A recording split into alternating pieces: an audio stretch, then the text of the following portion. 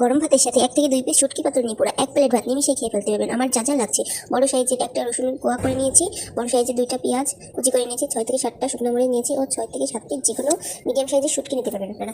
এখন প্রথমে আমি কড়াইতে তেল দিয়ে শুকনো মরিচটা ভেজে তুলে নিয়েছি। এখন রসুনগুলো দিয়ে রসুনটা একটু ভেজে নিয়ে এরপর আমি পেঁয়াজটা দিব। পেঁয়াজটা দিয়ে পেঁয়াজ ও রসুন একসাথে ভালোভাবে ভেজে নিব কিছুক্ষণ ভাজার পর একটু লবণ দিয়ে নিয়েছি যাতে আপনার ভর্তার ভিতরে একটু লবণ হয়। এখন শুটকি দিয়ে দিলাম, শুটকিটা দিয়ে ভালোভাবে নেড়ে চেড়ে কিছুক্ষণ ভেজে নিব। এখন আমি শুটকিটা বেটে নিয়ে ভর্তা করে নিয়েছি। এখন আমি মিষ্টি কুমড়ার পাতা নিয়েছিলাম, সেটা দেখেন আমি কীভাবে ভাজ করি। শুটকিটা ওর ভিতরে দিয়ে এভাবে ভাজ করে তেলে ভাজলে আমার শুটকি পাতুরিটা রেডি। আমি সবগুলো পাতার ভিতরে শুটকি নিয়ে পাতুরি বানিয়ে ভেজে নিব। এখন আমি এপাশ ওপাশ উল্টিয়ে ভেজে নিয়েছি এক এক করে। এটা যে এতটা মজার, এটা দিয়ে গরম গরম ভাত খেতে যে এত মজা লাগে।